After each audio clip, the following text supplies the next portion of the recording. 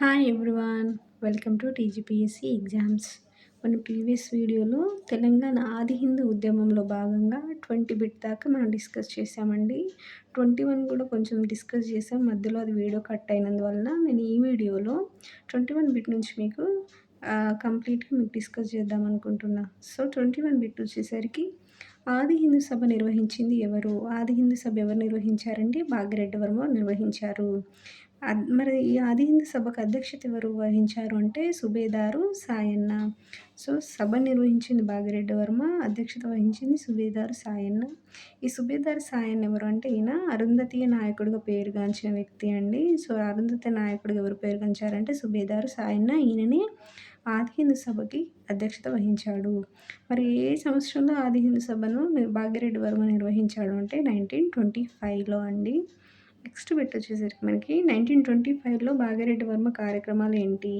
So 1925లో భాగిరెడ్డి Varma చాలా కార్యక్రమాలు చేశాడండి. అందులో ముఖ్యంగా మనకి హైదరాబాద్ రెసిడెన్సీ బజార్లో ఆది హిందువులు రూపొందించిన చిత్రపటాలను ప్రదర్శించాడు. అంతేకాకుండా ఆది హిందూ యూత్ జిమ్నాస్టిక్ పోటీలను కూడా మనకి ప్రేమ్ థియేటర్ మైదానంలో నిర్వహించాడండి. దానికి అధ్యక్షత ఎవరు వహించారంటే కోడి రామ్మూర్తి నాయుడు మనకి దానికి అధ్యక్షత వహించాడు ఈ ఆది హిందూ యూత్ జిమ్నాస్టిక్ పోటీలకి. నెక్స్ట్ వచ్చేసరికి మనకి స్వచ్ఛంద ఆరోగ్య సేవాదళాన్ని ఏర్పాటు చేశాడండి. సో ఈ స్వచ్ఛంద ఆరోగ్య సేవాదళం అనేది దేంట్లో పాల్గొంది అని అంటే హైదరాబాద్లో ప్లేగు కలరా వ్యాధులు వచ్చినప్పుడు మనకి ఈ స్వచ్ఛంద ఆరోగ్య సేవాదళం అనేది దాని సేవల్ని ఈ బాధితులకు చాలా సేవలు చేసిందండి ఈ సంస్థ. సో ఈ సంస్థను స్థాపించింది ఎవరు అంటే మనకి భాగిరెడ్డి వర్మ. నెక్స్ట్ బిట్ వచ్చేసరికి 23 అండి. అఖిల భారత దిగువ కులాల సదస్సులో ఏ సదస్సు అండి? అఖిల భారత దిగువ కులాల సదస్సు. సో ఈ సదస్సుకి దక్షిణ భారతదేశ ప్రతినిధిగా ఎవరు హాజరయ్యారు? దక్షిణ భారతదేశం నుంచే మనకి మొత్తం దక్షిణ భారతదేశ ప్రతినిధిగా భాగ్యరెడ్డి వర్మ హాజరయ్యాడండి. ఈ సదస్సు ఎక్కడ జరిగింది అంటే అలహాబాద్లో జరిగింది. ఏ సంవత్సరం అంటే 1927. నెక్స్ట్ బిట్ వచ్చేసరికి మనకి మాతంగి సభ ఎవరి అధ్యక్షతన జరిగింది అంటే భాగ్యరెడ్డి వర్మ అండి. ఈ మాతంగి సభ ఎక్కడ జరిగింది? మల్లెపల్లిలో 1927 మార్చిలో జరిగింది. దీని యొక్క ఉద్దేశం ఏంటంటే ఇది మద్యపానానికి వ్యతిరేకంగా తీర్మానాలు చేశారండి ఈ సభలో. సో మద్యపానానికి వ్యతిరేకంగా తీర్మానాలు చేయడం కోసం మనకి మాతంగి సభ అనేది నిర్వహించడం జరిగింది. నెక్స్ట్ బిట్ వచ్చేసరికి మనకి 1930 నవంబర్లో అలహాబాద్లో అఖిల భారత ఆది హిందూ సదస్సు జరిగిందండి. ఈ అఖిల భారత ఆది హిందూ సదస్సుకి మనకి భాగ్యరెడ్డి వర్మ హాజరయ్యాడు. ఎక్కడ జరిగిందండి? అలహాబాద్లో. నెక్స్ట్ మనకి 1931లో కూడా ఇదే సదస్సు సెప్టెంబర్ 27 అండ్ 28 డేట్న మనకి జరిగిందండి. ఈ సెకండ్ టైం జరిగినప్పుడు ఎక్కడ జరిగిందండి? లక్నోలో జరిగింది. సో 1930లో అలహాబాద్లో జరిగినప్పుడు హాజరయ్యాడు. అదేవిధంగా 1931 లక్నోలో జరిగినప్పుడు కూడా మనకి ఈ సదస్సుకి భాగ్యరెడ్డి వర్మ హాజరయ్యాడు. మరి సెకండ్ టైం లక్నోలో జరిగినప్పుడు ఇక్కడ ఇంపార్టెంట్ విషయాలు కొన్ని జరిగాయండి. ఏంటంటే మనకి ఈ సదస్సులోనే దళితులకు ప్రత్యేక నియోజకవర్గాల ఏర్పాటుకు డిమాండ్ చేశారు. అంతేకాకుండా అప్పుడు ఆ కాలంలో ఆ టైంలో ఉన్నటువంటి 9 కోట్ల ఆది హిందూ సమాజానికి ఏకైక ప్రతినిధిగా మనకి డాక్టర్ బిఆర్ అంబేద్కర్ని ఏకగ్రీవంగా ఎన్నుకున్నారండి. సో దళితులకు ప్రతినిధిగా మనకి ఎంతమంది దళితులకండి? 9 కోట్ల ఆది హిందూ సమాజానికి డాక్టర్ బిఆర్ అంబేద్కర్ని ఏకగ్రీవంగా ఎన్నుకున్నారు. ఇదే సదస్సులో గుర్తుంచుకోవాలి. అంతేకాకుండా కొంతమంది భాగ్యరెడ్డి వర్మ పేరులోని వర్మ అనే పేరు మనకి అప్పర్ క్యాస్ట్ని రిప్రజెంట్ చేస్తుంది కాబట్టి చాలామంది అభ్యంతరం తెలిపారండి ఈయన పేరులో వర్మ అని ఉంచుకోవడంని. సో అందుకని ఈ సభలో మనకి భాగ్యరెడ్డి వర్మ ఏమని ప్రకటించాడంటే తన పేరులో ఈ వర్మ అనే పదాన్ని తొలగిస్తా అని చెప్పి ఈయన ఈ సభలో ప్రకటించాడని గుర్తుంచుకోవాలి. నెక్స్ట్ బిట్ వచ్చేసరికి మనకి 1931 నవంబర్లో నిజాం రాష్ట్ర ఆది హిందూ రాజకీయ సదస్సు జరిగింది. అదే సంవత్సరం అండి మనకి 1931 సెప్టెంబర్లో వచ్చేసరికి అఖిల భారత ఆది హిందూ సదస్సు జరిగింది. అదే సంవత్సరం మనకి నవంబర్లో వచ్చేసరికి నిజాం రాష్ట్ర ఆది హిందూ రాజకీయ సదస్సు జరిగింది. సో నిజాం రాష్ట్ర ఆది హిందూ రాజకీయ సదస్సు ఎక్కడ జరిగింది మరి అంటే సికింద్రాబాద్‌లోని బొల్లారంలో జరిగిందండి. దీనికి అధ్యక్షత ఎవరు వహించారంటే భాగ్యరెడ్డి వర్మ. మరి ఆహ్వాన సంఘానికి చైర్మన్‌గా ఎవరు ఉన్నారు అప్పుడు ఇదే సదస్సులో అనంటే ఆహ్వాన సంఘ చైర్మన్‌గా బందెల చిత్తారయ్య ఉన్నాడండి. మరి ఈ సదస్సును ప్రారంభించింది ఎవరు అనంటే వేముల కూర్మయ్య. ఈ సదస్సును ఎవరు ప్రారంభించారంటే వేముల కూర్మయ్య అండి. ఈ వేముల కూర్మయ్యనే ఆంధ్ర రాష్ట్ర స్వతంత్ర ఆదిజన సదస్సు అధ్యక్షుడిగా ఉన్నాడు. ఆంధ్ర రాష్ట్ర స్వతంత్ర ఆదిజన సదస్సు అధ్యక్షుడిగా ఎవరున్నారు? వేముల కూర్మయ్య. ఈ సదస్సును ప్రారంభించినటువంటి వేముల కూర్మయ్య. మరి ఈ సదస్సులో ఏ నిర్ణయం తీసుకున్నారంటే అంబేద్కర్‌ని నాయకుడిగా తీర్మానం చేస్తూ వెట్టి చాకిరీ నిర్మూలన, మిలిటరీ పోలీసులలో ఆది హిందువులను కూడా జాయిన్ చేసుకోవాలి నిజాం గవర్నమెంట్ అని చెప్పి తీర్మానించారండి ఈ సదస్సులో. నెక్స్ట్ బిట్ వచ్చేసరికి మనకి భాగ్యరెడ్డి వర్మ ఆంధ్ర మహాసభల్లో పాల్గొని దళితులకు సంబంధించిన అనేక తీర్మానాలు చేశాడు. సో, భాగ్యరెడ్డి వర్మ కాంట్రిబ్యూషన్స్ ఇంకేంటి అంటే మనకి ఆంధ్ర మహాసభల్లో కూడా పాల్గొన్నాడండి. ఆంధ్ర మహాసభల్లో కూడా పాల్గొని మనకు దళితులకు సంబంధించిన తీర్మానాలు చేశాడు. సో, ఇట్లా ఇటువంటి అనేక కార్యక్రమాల వల్ల భాగ్యరెడ్డి కృషి వల్ల మనకి 1931 జనాభా లెక్కల్లో ఎవరైతే ఈ పంచములు దళితులని పిలువబడుతున్నారో వారిని ఆది హిందువులుగా పిలవాలి అని చెప్పి ఆది హిందువులుగా గుర్తింపిచ్చిందండి నిజాం గవర్నమెంటు. ఏ జనాభా లెక్కల్లో ఇచ్చిందనేది గుర్తుంచుకోవాలి. 1931 జనాభా లెక్కల్లో మనకి పంచములను లేదా దళితులను ఆది హిందువులుగా గుర్తించాలి. ఆది హిందువులుగానే పిలవాలి అని చెప్పి నిజాం గవర్నమెంట్ ఏ జనాభా లెక్కలు చెప్పింది? 1931 జనాభా లెక్కల్లో. ఎవరి కృషి ఫలితంగా ఇది జరిగింది అంటే భాగ్యరెడ్డి వర్మ యొక్క కృషి ఫలితంగా. నెక్స్ట్ బిట్ వచ్చేసరికి మనకి వైశాఖ శుద్ధ పౌర్ణమి రోజు మొదటిసారి బుద్ధ జయంతిని భాగ్యరెడ్డి వర్మ నిర్వహించాడు. ఏ సంవత్సరంలో నిర్వహించాడండి? 1913లో నిర్వహించాడు. అప్పటి నుంచి ప్రతి సంవత్సరం నిర్వహించారండి. చివరిగా ఎప్పుడు నిర్వహించారంటే 1937 మే 25న. సో, దీన్ని బట్టి మనకి భాగ్యరెడ్డి వర్మ ఈ బౌద్ధ మతం వైపు ఆకర్షితుడయ్యాడనే విషయాన్ని మనం గుర్తుంచుకోవాలి. నెక్స్ట్ బిట్ వచ్చేసరికి మనకి జాంబవర్ణ సేవా సమితి ఏర్పాటు 1937లో చేశాడండి. ఏ సేవా సమితి అంటే జాంబవర్ణ సేవా సమితి. ఇది ఎందుకు ఏర్పాటు చేశారు అంటే 1937లో అరుంధతీయుల్లో చైతన్యం కోసం మనకి జాంబవర్ణ సేవా సమితి అనేది 1937లో ఏర్పాటు చేయబడింది. నెక్స్ట్ బిట్ వచ్చేసరికి మనకి తెలంగాణలో సమాంతర న్యాయ వ్యవస్థను నడిపించి న్యాయ పంచాయతీలను ఏర్పాటు చేసింది ఎవరు అంటే భాగ్యరెడ్డి వర్మ. సో, మనకి భాగ్యరెడ్డి వర్మ కాలంలో ఆయన టైంలో మనకి తెలంగాణలో సమాంతర న్యాయ వ్యవస్థలు ఉన్నాయండి. అంటే న్యాయ వ్యవస్థను నడిపించాడు. ఎలా అంటే న్యాయ పంచాయతీలనైనా ఏవైతే గ్రామాలు ఈ భాగ్యరెడ్డి వర్మ తిరిగే గ్రామాలు ఉన్నాయో ఆ గ్రామాల్లో న్యాయ పంచాయతీలను ఏర్పాటు చేశాడండి భాగ్యరెడ్డి వర్మ. అందుకే సమాంతర న్యాయ వ్యవస్థను నడిపాడు అని చెప్పి మనం ఇక్కడ చదువుకుంటున్నాము. నెక్స్ట్ బిట్ వచ్చేసరికి మనకి భాగ్యరెడ్డి వర్మ మరణం ఎప్పుడు జరిగింది? సో, భాగ్యరెడ్డి వర్మ ఎప్పుడు చనిపోయాడంటే 1939లో ఫిబ్రవరిలో చనిపోయాడండి. ఈయన చనిపోయిన తర్వాత ఆయన కుమారుడైనటువంటి ఎంబీ గౌతమ్ ఆది హిందూ సామాజిక సేవా సంస్థను ఏర్పాటు చేశాడు. సో, ఆయన చనిపోయిన తర్వాత ఆయన కుమారుడైనటువంటి ఎంబీ గౌతమ్ ఆది హిందూ సామాజిక సేవా సంస్థను ఏర్పాటు చేశాడు అనేది ఇక్కడ మనం గుర్తుంచుకోవాలి. సో, 31 బిట్ దాకా మనము భాగ్యరెడ్డి వర్మకు సంబంధించి ఇంపార్టెంట్ విషయాలన్నీ మనం ఈ 31 బిట్స్‌లోనే అన్నీ కవర్ చేశామండి.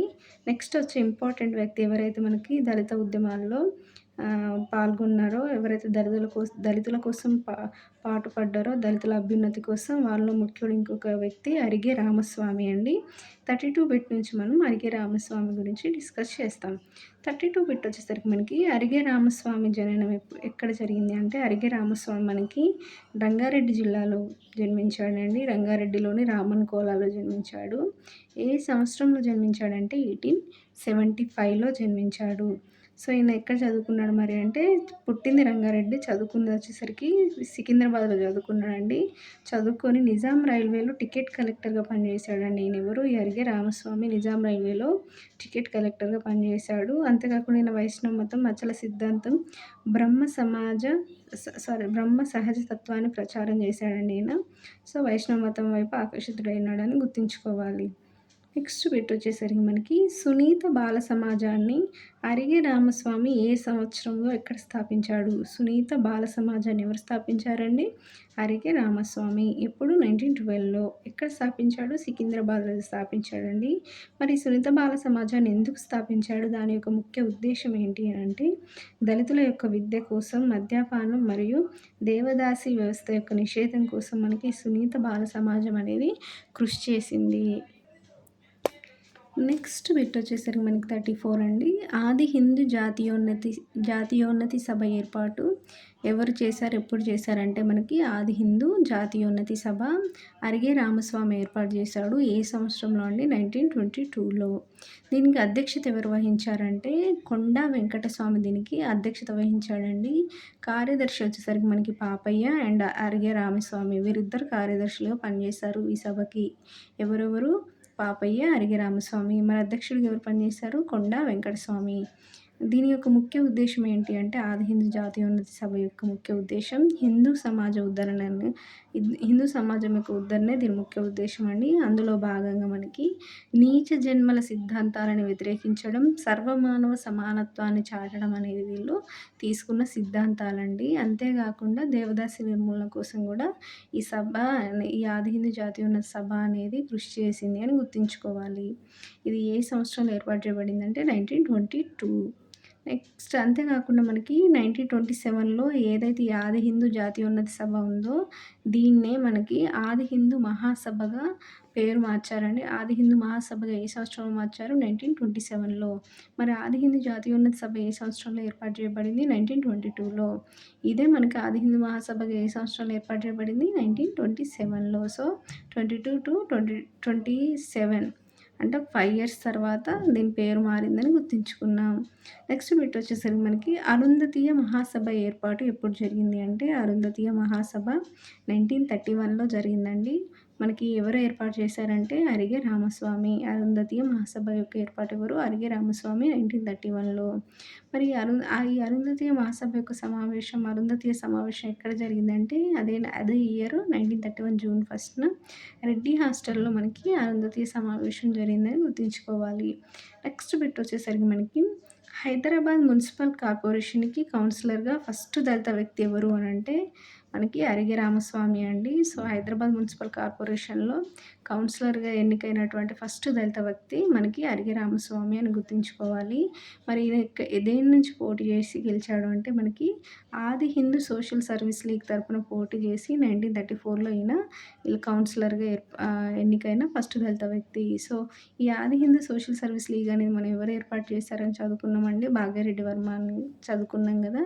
సో అదే సంస్థ నుంచి ఈయన పోటీ చేసి 1934లో హైదరాబాద్ మున్సిపల్ కార్పొరేషన్‌కి కౌన్సిలర్‌గా ఎన్నికయ్యాడండి. ఈయన ఈ పోస్ట్‌కి ఎన్నికైన ఫస్ట్ దళిత వ్యక్తి మనకి అరిగే రామస్వామి అని గుర్తుంచుకోవాలి. నెక్స్ట్ బిట్ వచ్చేసరికి మనకి సురవరం ప్రతాపరెడ్డి గోల్కొండ కవుల సంచికలో చోటు సంపాదించిన ఏకైక దళిత కవి ఎవరు అంటే ఈ అరిగే రామస్వామియే. సో సురవరం ప్రతాపరెడ్డి గోల్కొండ కవుల సంచిక యొక్క గోల్కొండ కవుల సంచిక రచయిత అని అనుకున్నాం కదండీ. సో ఈ గోల్కొండ కవుల సంచికలో ఈ సురవరం ప్రతాపరెడ్డి పేర్కొన్న ఏకైక దళిత కవి ఎవరు అనంటే అరిగే రామస్వామినే ఈ ఏకైక దళిత కవి అండి. గోల్కొండ కవుల సంచికలో చోటు సంపాదించుకున్న కవి. నెక్స్ట్ బిట్ వచ్చేసరికి మనకి బిఎస్ వెంకట్రావు గురించి చదువుకుంటామండి. ఈయన కూడా మనకి దళిత అభ్యున్నతి ఉద్యమాల్లో ఈయన పాల్గొన్నాడు బిఎస్ వెంకట్రావు కూడా. సో బిఎస్ వెంకట్రావు కూడా ఇంపార్టెంట్ వ్యక్తి కాబట్టి ఈయన గురించి మనం 38 బిట్ నుంచి డిస్కస్ చేసుకుంటాం. 38 బిట్ వచ్చేసరికి బిఎస్ వెంకట్రావు అసలు పేరు ఏంటి? సో బిఎస్ వెంకట్రావు అసలు పేరు జననం ఎప్పుడు అంటే ఈయన అసలు పేరు వచ్చేసరికి బాతుల ఆశయ్య అండి. బిఎస్ వెంకట్రావు యొక్క పేరు ఏంటి? అసలు పేరు బాతుల ఆశయ్య. మరి ఈయన ఎక్కడ జన్మించాడు అంటే హైదరాబాద్లో జన్మించాడు. 1898లో జన్మించాడు. సో హైదరాబాద్లో 1898లో జన్మించాడు. ఇక్కడ మనం గుర్తుంచుకోవాల్సిన విషయం ఏంటంటే, ఈ బిఎస్ వెంకట్రావునే లేదా బాదుల ఆశయ్యని హైదరాబాద్ అంబేద్కర్‌గా ప్రసిద్ధి చెందాడు. సో, ఈయనని మనం బిఎస్ వెంకట్రావుని హైదరాబాద్ అంబేద్కర్‌గా పిలుచుకున్నామండి. ఈయన అభిమానులు ఈయనని ఏమని పిలిచారు అంటే సాహెబ్‌గా పిలిచారు. సో, రావు సాహెబ్ అని పిలిచారు. హైదరాబాద్ అంబేద్కర్ అని కూడా హైదరాబాద్ అంబేద్కర్‌గా ఈయన ప్రసిద్ధి చెందాడు. ఈయన ఈయన ఎక్కడెక్కడ పనిచేశాడు అంటే, నిజాం గవర్నమెంట్ ఇంజినీరింగ్ కళాశాలలో పనిచేశాడు. నిజాం సాగర్ ప్రాజెక్ట్ ఆఫీసర్‌గా కూడా పనిచేశాడు. అంతేకాకుండా మనకి నిజాం గవర్నమెంట్‌లో పబ్లిక్ వర్క్స్ డిపార్ట్మెంట్ అధికారిగా కూడా పనిచేశాడు. ఎవరు? ఈ బిఎస్ వెంకట్రావు. నెక్స్ట్ బిట్ వచ్చేసరికి మనకి ఆది ద్రావిడ సంఘం ఎప్పుడు స్థాపించారు? ఆది ద్రావిడ సంఘం మనకి 1922లో ఏర్పాటు చేయబడిందండి. దీని యొక్క లక్ష్యాలు వచ్చేసరికి దేవదాసి విధాన నిర్మూలన, దళితులను చైతన్యం చేయడమే ఆది ద్రావిడ సంఘం యొక్క ఉద్దేశం, లక్ష్యం. సో, ఈ ఆది ద్రావిడ సంఘాన్ని ఎవరు ఏర్పాటు చేశారు? విఎస్ వెంకట్రావు. ఏ సంవత్సరంలో? 1922లో. ఈ సభ ఆధ్వర్యంలో మనకి సికింద్రాబాద్ గాస్ మండీలో ఈ ఆది ద్రావిడ సంఘం యొక్క సభ ఆధ్వర్యంలో మనకు జరిగిన కార్యక్రమాలు ఏంటంటే, సికింద్రాబాద్ గాస్ మండీలో మనకు దళితుల కోసం 2 నిర్మాణాలు చేపట్టారండి. దళితుల కోసం మాత్రమే. ఏది ఇక్కడ? సికింద్రాబాద్ గాస్ మండీలో. ఏంటి ఆ నిర్మాణాలు అంటే, ఒకటి దళితుల కొరకు ఒక దేవాలయం, దళితుల కొరకు ఒక గ్రంథాలయం. దేవాలయం మరియు గ్రంథాలయం రెండింటిని మనకి సికింద్రాబాద్ గాస్ మండీలో ఈ ఆది ద్రావిడ సంఘం యొక్క సభ ఆధ్వర్యంలోనే మనకి నిర్మించారు దళితుల కొరకు అనేది గుర్తుంచుకోవాలి. మరి ఈ గాస్ మండీని ఇప్పుడు ఏమని పిలుస్తున్నారు? తర్వాత కాలంలో దీని పేరు ఎలా మారిందంటే, గాస్ మండి అనే ప్రాంతము ఆదయ్య నగర్‌గా పేరుగాంచింది. సో, గాస్ మండి ఆదయ్య నగర్‌గా మారిపోయింది. ఆదయ్య పేరు మీద ఆదయ్య నగర్‌గా మారిందనేది గుర్తుంచుకోవాలి. Next bit and last bit వచ్చేసరికి మనకి ఈ వీడియోలో 1936 మేలో మనకి పూనాలో మహర్ మహాసభకు ఈ బిఎస్ వెంకట్రావు అధ్యక్షత వహించాడనేది గుర్తుంచుకోవాలి. సో, ఏ ఏ సభకు అధ్యక్షత వహించాడండి? పూనాలో జరిగిన మహర్ మహాసభకి ఈయన అధ్యక్షత వహించాడు. ఏ సంవత్సరంలో? 1936 మేలో జరిగిన మహర్ మహాసభకి. సో, ఇక్కడితో మనకి ఈ తెలంగాణ ఆది హిందూ ఉద్యమంలో భాగంగా 40 బిట్స్ కవర్ చేసామండి. నెక్స్ట్ బిట్స్ మనం నెక్స్ట్ వీడియోలో కవర్ చేస్తాం. Thank you.